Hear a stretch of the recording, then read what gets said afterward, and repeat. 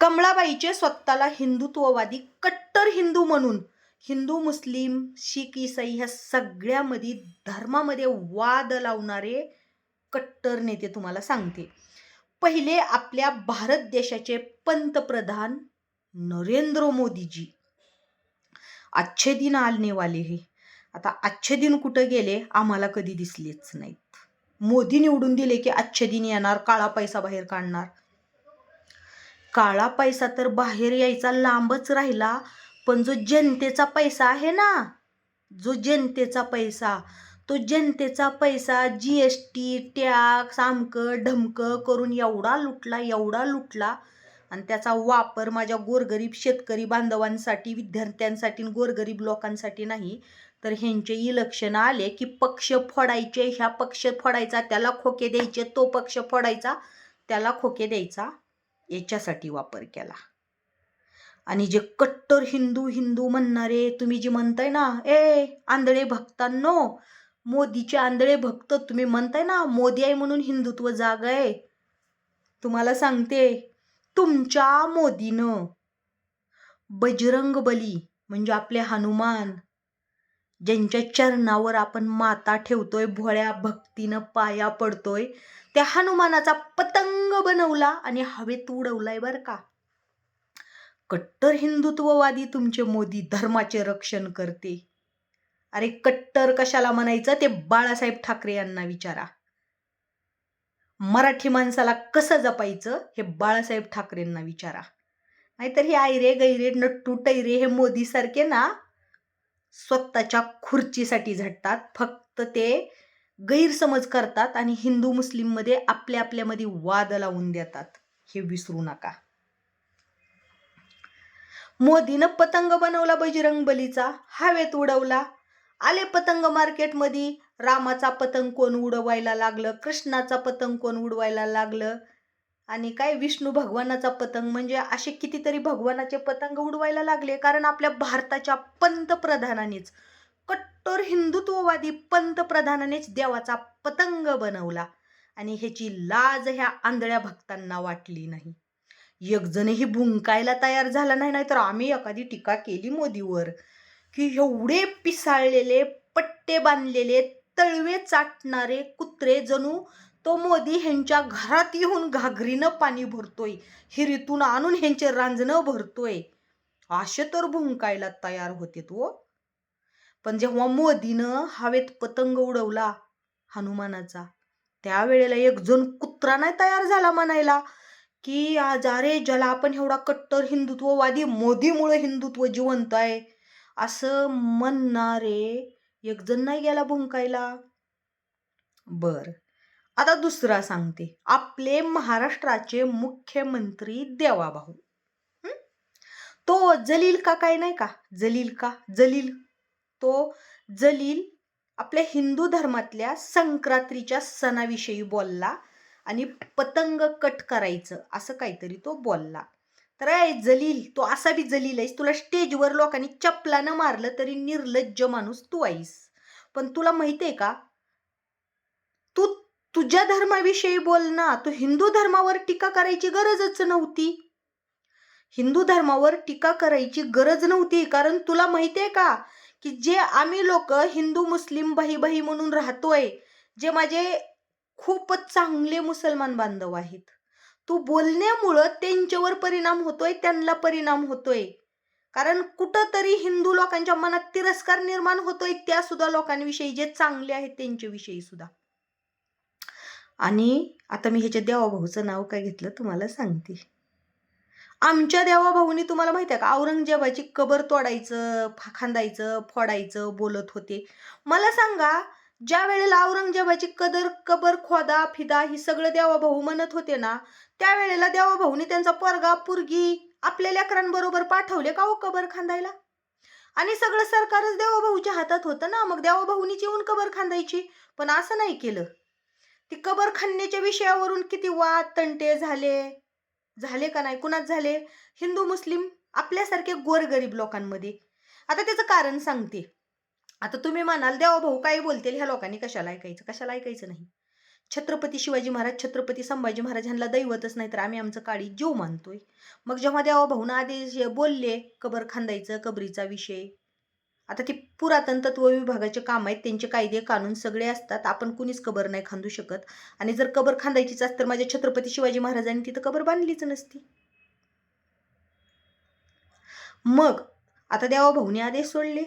आदेश सोडल्यावर वाद कोणात लागले? आपल्यासारख्या गोरगरीब जनतेत, की जे मुस्लिम आणि हिंदू भाऊ भाऊ शेजारी शेजारी राहतात त्या गावामध्ये सुद्धा कधी अडचण आली तर हिंदू बांधवासाठी माझा मुस्लिम बांधव पळत जातो, मुस्लिम बांधवासाठी माझा हिंदू बांधव पळत जातो.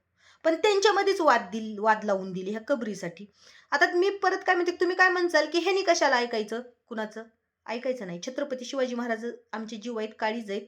आणि त्यामुळं कुठंतरी औरंगजेबानं छत्रपती शिवाजी महाराजांना आणि संभाजी महाराजांना खूपच त्रास दिलेला आहे.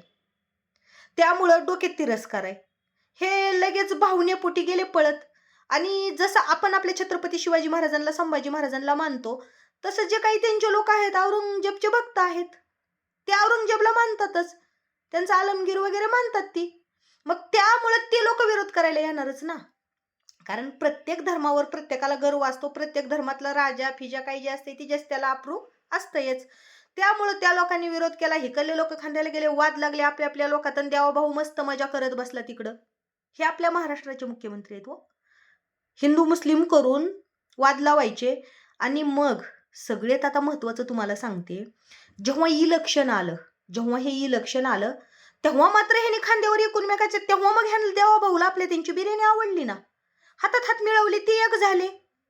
मग मी काय म्हणते, देवा भाऊ तुमच्या बोकांडे एवढ्या औरंगजेबची कबर त्या वेळेला बसली, हिंदू मुस्लिम मध्ये वाद लावले, मग आत्ता तुम्ही त्यांच्याशी हात मिळवणी केली इलेक्शनच्या टाइमला, त्या वेळेला तुम्हाला नाही आठवलं का? कबरीचा विषय आपण मांडला, भांडणं खेळले, ही झालं ती झालं. त्यावेळेस कितीतरी गोरगरीब लोकांवर केसेस झाल्या, किती जणाच्या तरी दुकानं फोडले गेले, नुकसान झालं. तुम्हीच होते ना हे वाद भडकवून देणारे. मग आत्ता तुम्ही हात मिळवताना विसरलेत का? मला जनतेला एकच म्हणायचंय, हे राजकारणी आहेत दादांनो. मला सांगा, ज्या जलील ही ज्या गोष्टी बोलला होता, तीच गोष्ट जर उद्धव साहेबांनी किंवा राजसाहेबांनी किंवा जरांगे पाटलांनी तो जलील तसं बोलल्यावर त्या लोकांबरोबर जर हात मिळवणी केली असती, इलेक्शनसाठी हात मिळवणी केली असती, तर मला सांगा किती टीका केली असती हो. ती बी हिंदुत्वाच्या नावावर डायरेक्ट बोलले असते ना, हिंदू धर्म बुडवायला बसलेत, हिंदू धर्माला असं करतात तसं करतात, असे आहेत तसे आहेत. अरे आम्ही लोक लय चांगले, आम्ही सरळ बोलतोय ना की हिंदू मुस्लिम शीख ईसाई आम्ही सगळे भाईचारा आम्ही पाळतोय, आम्ही राजरोस पाळतोय. तुमच्यासारखं नाही की मुस्लिम बांधव बिर्याणी वाटायले की त्यांच्या पंक्तीला जाऊन बसायचं आणि इकडे येऊन त्याच बांधवांविषयी टीका करायची. हे आमच्या रक्तात नाही. आम्हाला बिर्याणी खायची ना, आम्ही डायरेक्ट मुस्लिम बांधवांना भाऊच म्हणून जाऊन खाऊच हक्कानं, अधिकारानं. पण तुमचं कसं आहे माहितीये का, समाजासमोर दाखवायचं आम्ही कट्टर हिंदू आहेत, आम्ही कट्टर हिंदुत्ववादी आहेत, आणि तिकडं तर त्या मुस्लिम बांधवांना गोड बोलून त्यांच्या पंक्तीत जाऊन बसायचं. इकडं तर वाद लावून द्यायचे. हे आपल्या देवा भाऊचं कार्य आहे. आता आमच्या अजितदादांचा विषय सोडा. अजितदादाचं कसं आहे, हेत ना ते त्यांची लढ तमाशेत. कारण अजितदादाला गोड बोलून एवढं शरद पवार साहेब मान सन्मान देत होते. अजितदादाला आमिष दाखवलं मुख्यमंत्री पदाचं आणि फोडला की पक्ष आमच्या देवा भाऊनं. आणि झालं, त्या पक्षात गेल्यावर आता काही दिवसापूर्वी नाही का महेशदादा लांडगेचं अजितदादाचं काहीतरी खटकाखटकी झालतं.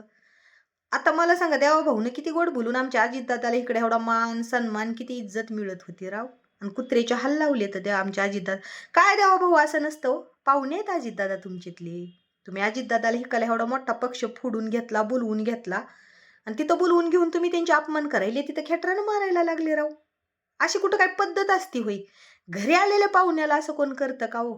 त्या अजितदादानं तुमच्यावर किती विश्वास ठेवून तुमच्या पक्षात त्यांनी प्रवेश केला, आणि तुमच्याच पक्षातले लोक आमच्या अजितदादाचा अपमान करायला लागले.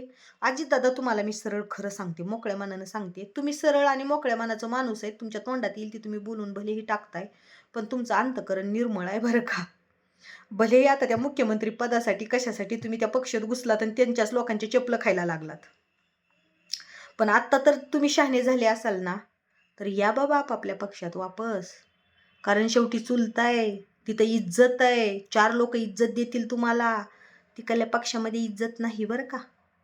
उगाचच खुर्चीसाठी काय इज्जत घालवून घेताय, कशाला सन्मान गमावून बसताय. आणि राहिला विषय आमच्या शिंदे साहेबांचा, तर शिंदे साहेब अभिनंदन तुमचं, तुम्ही जिंकलेत बरं का. आमच्या बाळासाहेब ठाकरेंचे स्वप्न धुळीला मिळवले, दिघे साहेबांचे स्वप्न धुळीला मिळवले. कारण तुम्ही पण सामील होते ना. दिघे साहेबांनी सांगितलं होतं की शिवसेनेतून कोण फुटला त्याला चांगला धुवायचा. आता तुम्ही फुटलेत, तुम्हाला कोण धुणार आहे. त्यासाठीच अभिनंदन की तुम्ही ज्याला गुरु मानताय त्या गुरुला सुद्धा बैमान झालेत, पलटलेत. पण तुम्हाला मी जास्त काय बोलत नाही, कारण तसे तुम्ही स्वभावानं चांगले आहेत. पण माती कुठं खाल्ली हीच कळलं नाही. खोके बोके काय माहीत नाही, असो देव जाणे.